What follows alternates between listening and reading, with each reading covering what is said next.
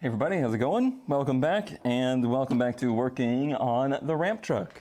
Once again, fiddling with these mirrors, because as you saw last time, I did install this set of new NOS mirrors. I didn't answer, but they are plastic. I didn't answer that in the video, but they are indeed plastic, and I do know metal ones exist. I have pretty good evidence that metal ones exist, but these will do for now. But a lot of comments on some of the things I did while mounting them and if they were positioned right and all that stuff. A lot of camera trickery happens. I will say that when you're watching what I'm doing here, I'm using a wide angle adapter on this camera in order to get shots that are pretty decent. I do all of this stuff, you know, a one-man show. It's just me. So I am the cameraman, I am the audio engineer, I am in charge of moving the camera around and whatnot. So the wide angle really does help with getting some decent shots as I'm working here in the garage. But the side effect of that is that the shots are going to be done with a wide angle lens, and there's a lot of weirdness that comes with that. It's not all that bad. I mean, I watch all the stuff back in editing, and it works out just fine. And I do think it's a benefit for all y'all watching to be able to see what is going on. But yeah, just keep in mind that objects in camera may be different than they appear. However, I did spend a little bit of time kind of orienting the mirrors and then adjusting the actual mirrors themselves. All the frame hardware and everything, I checked and double checked. It's all good. It's square. It's even. The mirrors themselves needed a little adjusting, but I hadn't even quite gotten to that in that video. But I think we are all good. These mirrors are reversible in that you can flip them like this in order to have the tall side up or the tall side down. I've gone for the tall side up. I hadn't quite decided that in the last video, but that is what I've decided to do. And what I'm doing right now is putting rubber washers behind these bolts, which means I did need to go to the longer bolts, but luckily I had those. And yeah, these rubber washers, we had a little bit of a discussion on Discord on trying to find a suitable rubber washer for a couple reasons. Number one, to isolate vibration through the truck to the mirrors so they're a little bit easier to use. I haven't actually used them out on the road yet, so I don't know how bad it was going to be. But that's something my dad immediately said was, hey, you should get some rubber isolators on those so they're not as shaky. And what we came up with is these. So this is a whole set of them. It was a bit tricky to find metric ones, and in fact, we kind of did. These are M6.3. I think that's actually just a standard thread size that they gave a millimeter rating for. But it's basically a stainless cone-shaped washer on one side, and then a regular rubber isolator on the other, and they're bonded. So those should work out quite nicely. And it made a lot more sense to buy a whole kit of them because I'm going to need them in the future, I'm sure, than it did to find just the one that would probably have done the job. Another reason for that is because of the way things are right now, it's not easy to get supplies. You know, I'm personally not running down to the store for any old reason. So ideally, I'd like to order my stuff and have all my supplies ready to do a video. Been trying to do at least a video per week. So in the case like this, it just makes more sense to have a good selection of stuff to choose from. And it doesn't upset me to do that. It's not like it's a waste of money because I intend to be working on projects and doing stuff like this for a long time. So that stuff's only going to come in handy in the future. And hopefully, if I can retain enough organization, I'll be able to find that stuff in the future. Oh, I didn't refocus that, did I? All right, now those do make the mirror stand off the door a little bit more, so there's more of a gap, and sure, you can see that little bit more of a gap, but overall, that little bit it goes this way isn't going to affect our door clearance. It's going to help visibility, and hopefully that little bit of vibration dampening will help as well. So that is that. Now what we're going to do today is not mirrors. We are going to continue bodywork on the truck. I'm going to try and weld these doors up, or sorry, I'm going to try and at least weld this door up, get the fender fixed, and then something a little bit different and kind of a project just for fun. Not everything I'm doing here has to be like super serious. I want to put in this little doodad, which is a radio for the truck. And we'll go into why this and why a radio later. But for the time being, let's start working on some doors and get right into it. So the first order of business today is going to be cleaning up the metal inside of the door and inside of the fender and trying to get some of the backside of the metal of the fender as well. The big thing here is just to try and strip away some of the oxidation, and then I'm going to go ahead and coat everything in there in some PRO 15, which is a product that I have used in the past. I used it a bunch on the Celica Supra that I restored, and it has worked out and held up really well on that. So I trust it to do good on this as well. A reminder, this is not a Concours d'Elegance restoration. This is simply making it good, making it nice, and trying to future-proof it a little bit. But keeping in mind that this truck is no longer going to be serving the same life that it used to. You know, it's not going to be sitting outside under a tree. It's not going to be subjected to constantly being rained on. So it should have a much easier life from here. But if we can just go ahead and stop this from getting worse, then that should be good enough. Now I am missing some metal in the door skin inner here and a little bit here and here.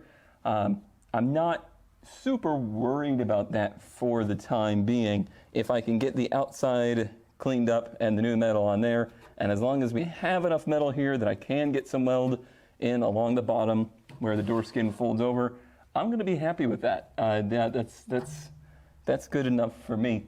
It's probably not good enough for everybody, but not your truck. Some of you may notice that I use a mask or respirator more than some out there that you might see working in the garage. It's not because I'm like super safety conscious or anything. I really, I wish I was better about that kind of stuff. But if you didn't know, I am an asthmatic, and it's hard to enjoy your project vehicles when you're dead.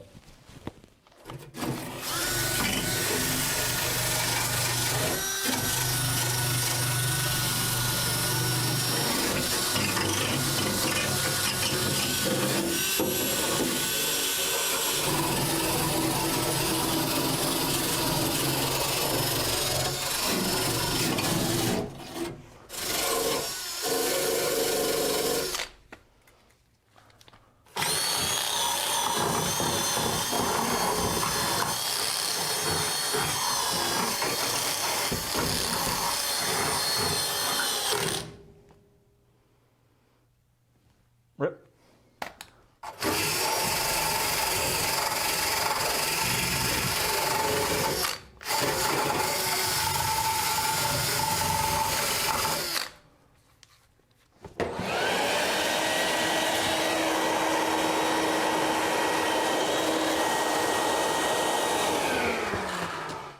All right, so with the door part pretty much cleaned up, I say cleaned up, but really what I'm trying to do is knock away really loose corrosion and rust and even paint and stuff like that in there so that the POR 15 can have a chance to bite into the metal. This stuff, like I said, it has worked really well for me. It bites in really well. It also helps to kind of correct the corrosion and stop it, so it's good stuff.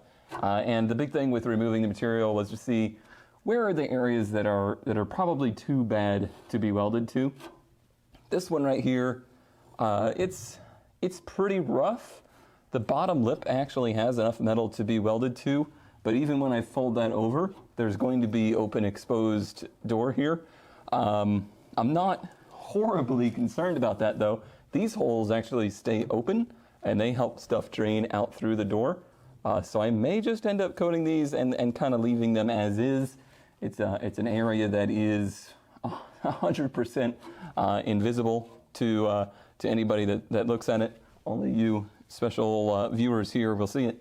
These, however, will be pretty visible, so I might go in here and try to do some patchwork. I haven't quite decided. Well, I've gone and done it now. I went ahead and I read your comments from the future, and you were very upset that I didn't fix the inside of the door, so I'm giving it a try. I've got some metal here that I sourced from a location that will make sense later. And what I think I'm going to end up doing is cutting into the radius of the inner door here and trying to weld in a flat piece that will kind of support this. So the way that this works is this side of the door, the outside of the door, needs to remain the same. If I change that, it's going to push the outer door skin out. The door will never line up right, and it'll get all wavy. But the inside, not as nitpicky. So obviously the edge of the new one needs to roll over, but it can roll over a little thicker if necessary, if what I need to go in here and do is basically double up here and try to bring some support back to this. I would just cut this all out and try to make, you know, my own new corner of the door, and I might still do that, but I'm a little bit worried about keeping this radius.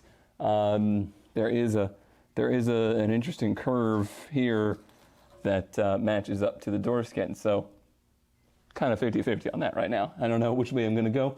I'm not going to document this stuff like super closely because this is not stuff that I feel anyone should be replicating. This is only the second metalworking project I've ever had, and if you go back and watch some of the Supra stuff, yeah, that was my very first time welding, very first time doing any metal work or anything like this. So I'm very much so a novice. You're just along for the journey into the hackery that I come up with, and I'll make it work as good as I need it to, which isn't really that great.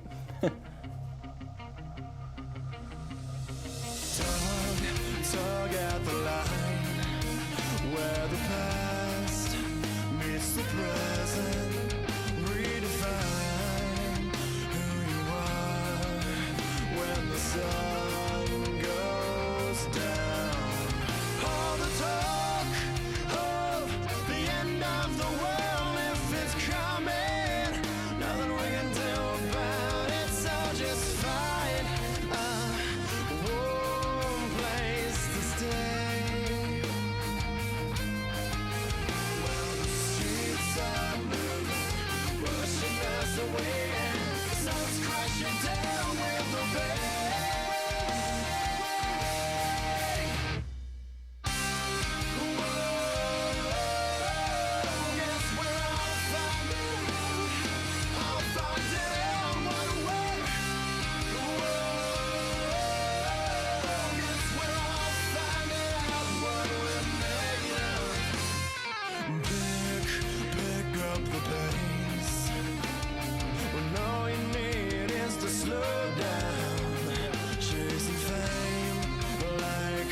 Social disease, help yourself. Don't say please. It's all you want, all you've got, or is all you've got. Not enough said you only get what you take. While the streets are moving, pushing us away, the sun's crashing down with the rain.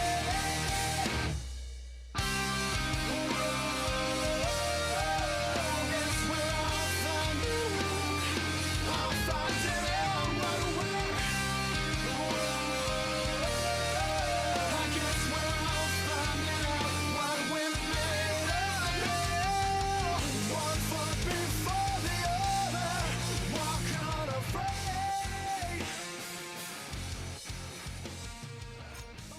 All right, so you probably just saw in a little bit of a montage where I started to work on a repair piece for the inside here. You might be thinking, why would you go throwing that rusty piece of metal on there? That's just surface rust. This is plenty good. But what I've decided is it would make more sense to go ahead and put the door skin on and get it in place and weld it in place, at least along the seam on the top, before I go ahead and try to do that because of the way that metal is so thin.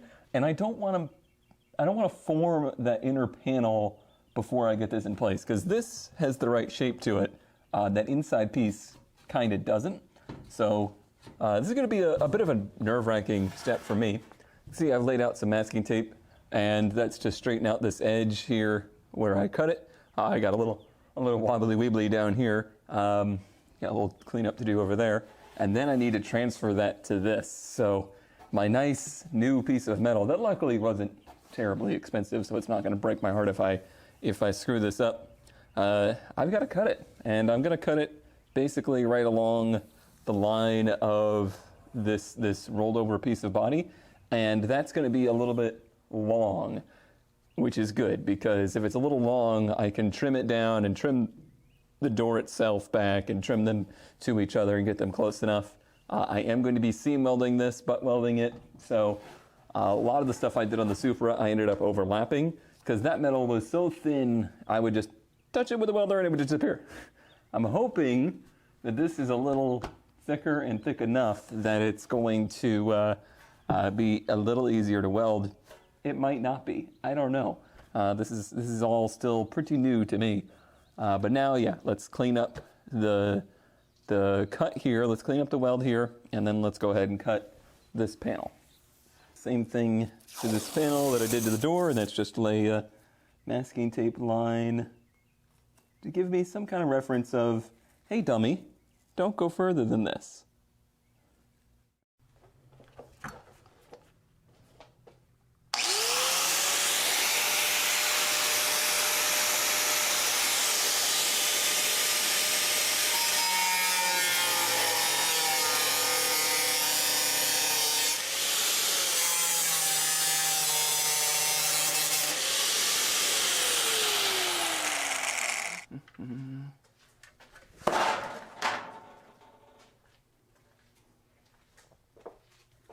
Guess who cut the wrong side of the masking tape?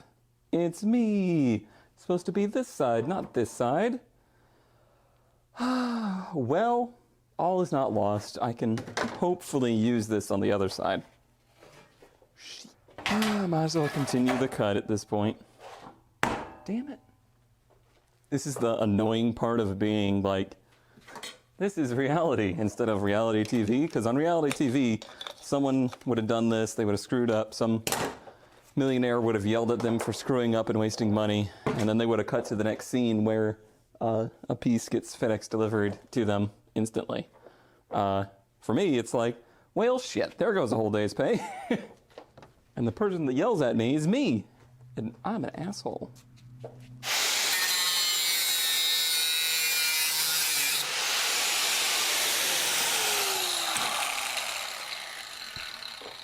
I tried to cut the rest of it at an upward angle to save as much as I could.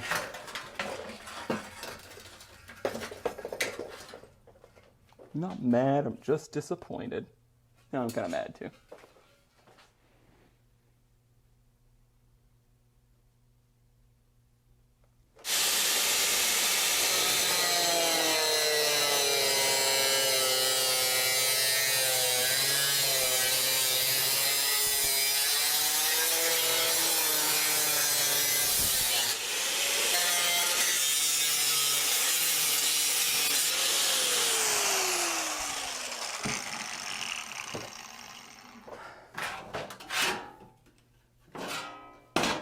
All right, I think the note worked, and we have the right piece this time.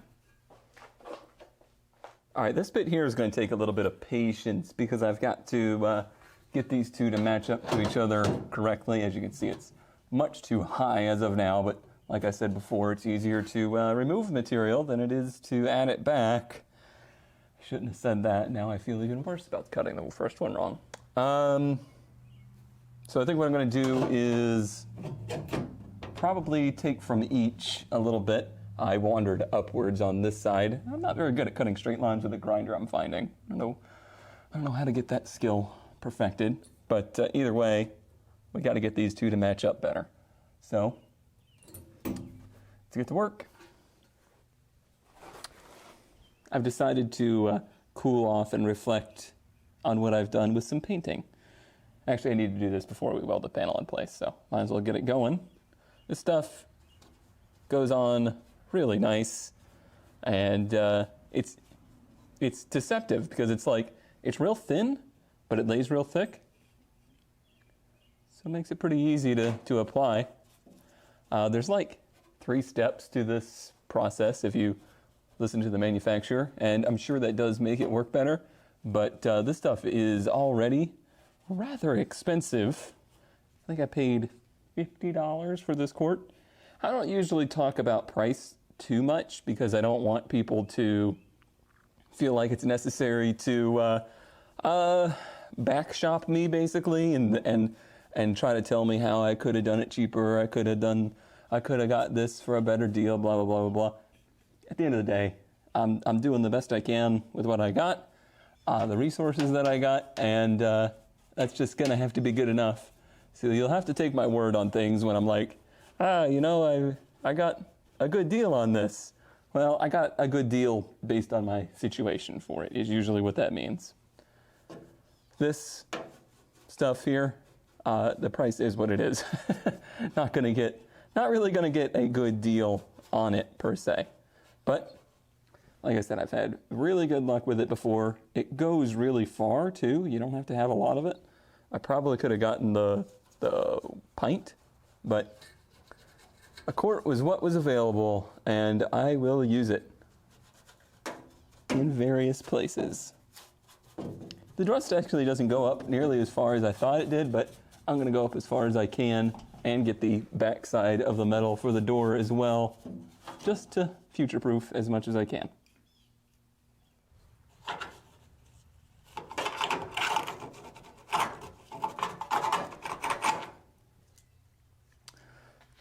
All right, well, we are finally getting somewhat close here with the door bottom. As you can see, third piece is generally fitting. I'm gonna go ahead and round over this edge a little bit and then throw some masking tape on there. See how it looks.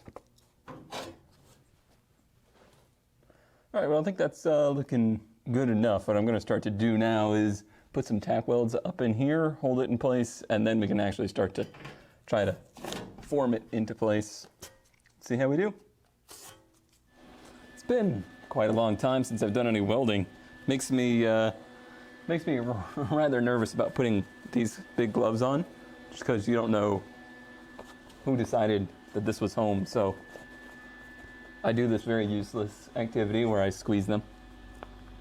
That'll work, right?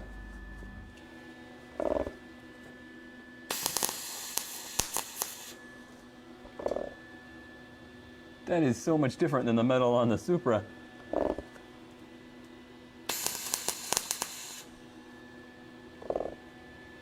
You can almost touch it, and it doesn't disappear.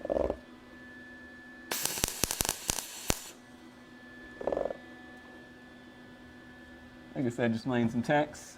Get everybody vaguely where I want it. Make sure there's no overlap, because that would suck.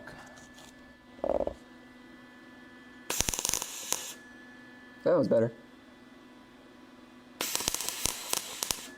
There we go. The first tack's on the truck.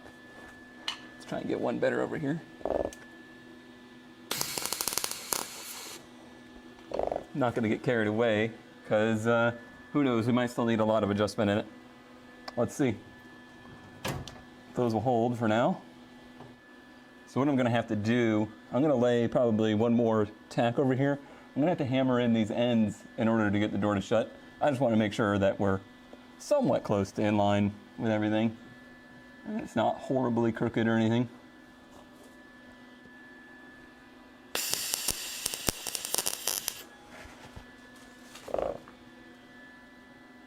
My welding style is very much so grinder and paint, make me the welder I ain't. So I got a little bit of an overlap over here, but I think it's fixable.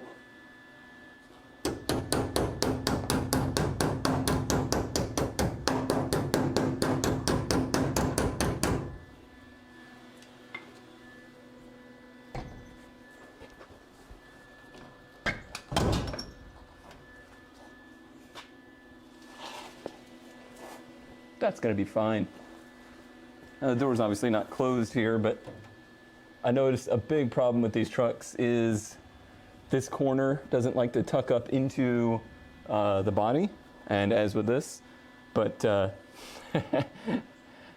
this is already, with the door not closed, better than I've seen some of them, so I'm gonna say we're in pretty decent shape. Obviously I got a little work to do down here, but it's looking good.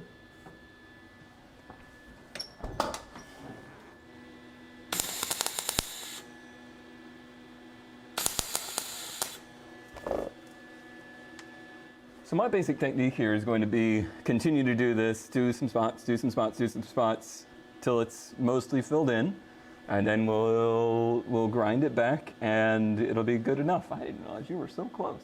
Hi. Yeah, we'll grind it back. It'll be good enough. Put the filler in it. Good to go. All right, it's time to figure out how we're going to draw this corner in. You can see how much of a gap there is there. Obviously, this metal is super thin right here, so it's going to be hard to really get a weld, but there's this little opening here. I'm gonna grind all this paint down right there and at least try to get a tack there and maybe here. And then in the future, once that's all good in place, that's when we'll add this in to finish out that corner. You can see why I was so tempted to just leave it open. It's really hard to tell that this corner is missing because the outer door skin is just right there, but there would be a hole here, and I'd like to fix that.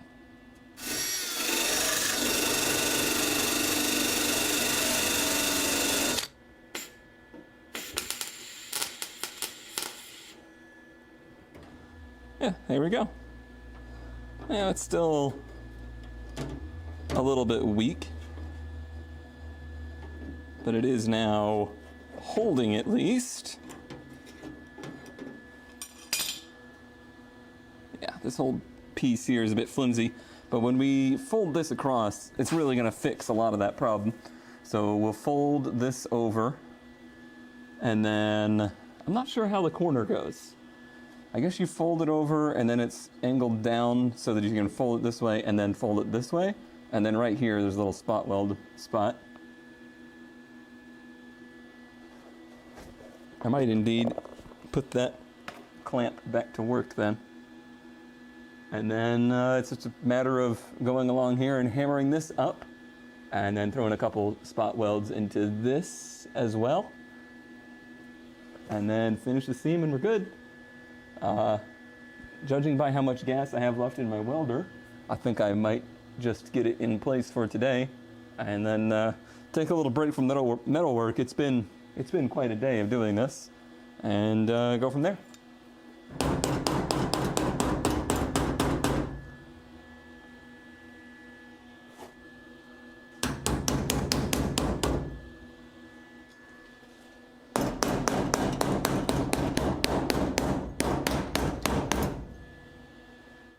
All right, well that's about as much metal work as my arm will allow me to do today. I did manage to get the panel on there, and it's on there enough that the door can close, but I still got a lot of work to do to try to get that edge to roll over. I don't have a dolly. How many times have I said the word dolly here lately? What else did I say dolly for? Oh, I bought a dolly to move things in the garage. Anyway, yeah, that turned out to be quite a pain in the butt, trying to get that lip rolled over. And I'm not really having too much luck into getting it nice and tight either. That's where you probably need a dolly to hammer against. And I'm moving the skin of the door more than I'd want to. It's causing some dents and ripples in the front, causing more body work in the future. So I might look at some other options there, especially as we move to the other side, to see if I can make that process a little easier and a little better, because I'm not super stoked with the results. However, I gotta say, it does look already a ton better than I used to. And like at the end of the day, the bottom of the door is no longer rusty. The bottom of the line of the door pretty much is as good as it's gonna get. It's in line with the body and everything like that. The corner definitely could use a little bit more work, but it's not too bad either. I just need to more effectively roll over that edge. I'm gonna work on this Tetris piece over here as well. Next time that I'm working on some bodywork stuff here, and a bit of a secret that's not really a secret is that I actually have another couple doors for this truck that have already been cut up and cut into and stuff like that. And I think what I'm going to try to do is take a section from down here and cut from there to get our lip for the Tetris piece that's missing. And remember that mirror that I said? Remember how I said that I know metal ones exist? Anyway, let us move on to some other things. Like this little radio deal.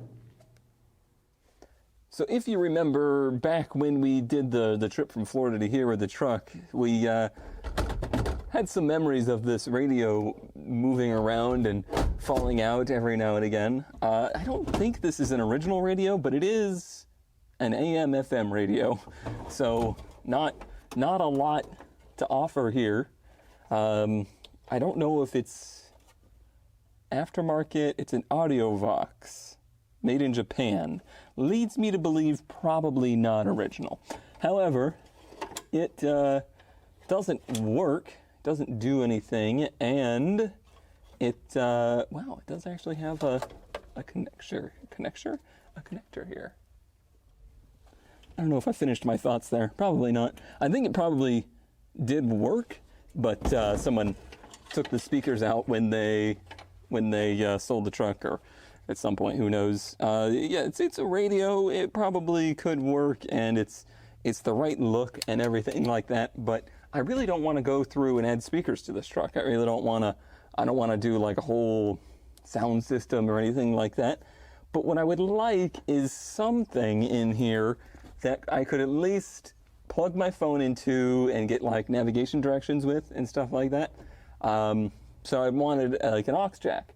Well, to do that, you got to get, either you're going to spend a ton of money, and I'm talking like many hundreds of dollars on one of those hidden retro radio thingamajigs, or you're going to buy a regular head unit that looks like it belongs in some kind of like, I don't know, Blade Runner movie, and it's got moving LEDs and all sorts of stuff on there. That's really, really out of whack for in here. So I did a little research and found these little things. And this is basically as minimal of a radio as you can get. It is it's a full DIN style radio, but it's half length, because I noticed the length is an issue, and that's why this thing never wanted to sit in its place. But it has an aux in, it has USB. It also has built-in speakers. So there's two little speakers on the front of it. So it's kind of like one of those little, you know, Bluetooth speaker things that you would hook your phone up to, something like that. And yeah, it's very simplistic. It looks plain. Of course, it's not metal or anything like that, but there's not, you know, crazy flashing lights. It's just a little clock, and that should be a much better fit for here.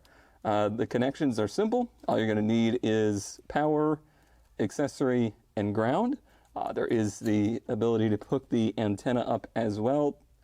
I might do that, I might not, I don't know. And then we'll be good to go. So it fits within the space well enough, and you can see that it's kind of angled down, which isn't a big problem. I kind of want it to be hidden anyway. But what we'll need to do is modify this to accept this. And if you look at this guy here, now someone probably wants this radio, so I'm going to try and not do anything to harm it. This, I think, only connects via these two bolts on the front, but it's a much smaller hole. The actual faceplate is only poking through right here. Just in case some nerd, like my dad, wants to keep it. Oops. Oh, These are like little wood accents. That's funny. That's too funny. Must be like an aftermarket kit to install. Okay, so those are a little bit tighter. I gotta wrangle those out of there. So what might end up being a problem is this piece of metal.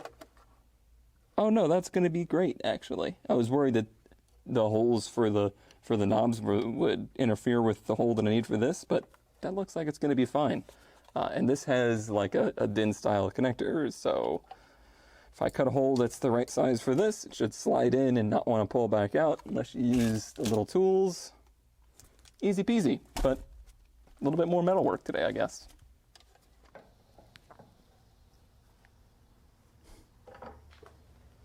And using my new soft jaw adapters.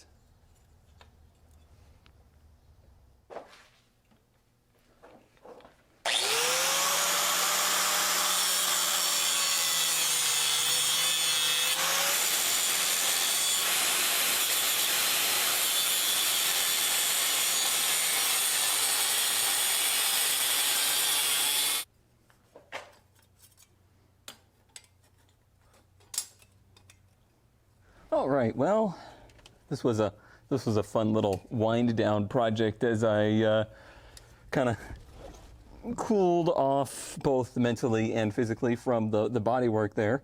Got myself a constant power source, power probe, a ground, and an ignition should be grounded now, and then good to go. All right, one screw is 100% more screws than it had before. Key on. Hey, it turned on. It's 00 o'clock, of course.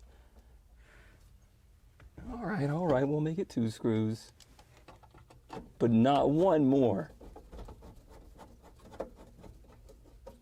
Nice, okay.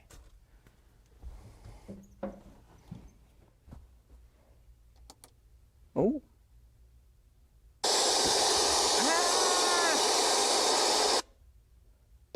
Straight up.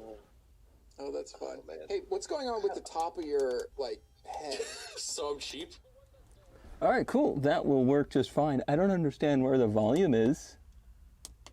Does it have volume control? I don't know if I understand that. I'll figure it out in the future. I think that is just about enough for one day, though. I'm exhausted. Oh boy! Thank you all for watching. I'm gonna spend the rest of my night to stop being bad over using or cutting the door skin wrong, and researching different methods for folding the door skins over. We'll be back at this bodywork though. We got a lot more to do with that for sure, and I'm looking forward to it. I'm looking forward to our truck. I was gonna close the door and have a great look at it, but that's not gonna happen.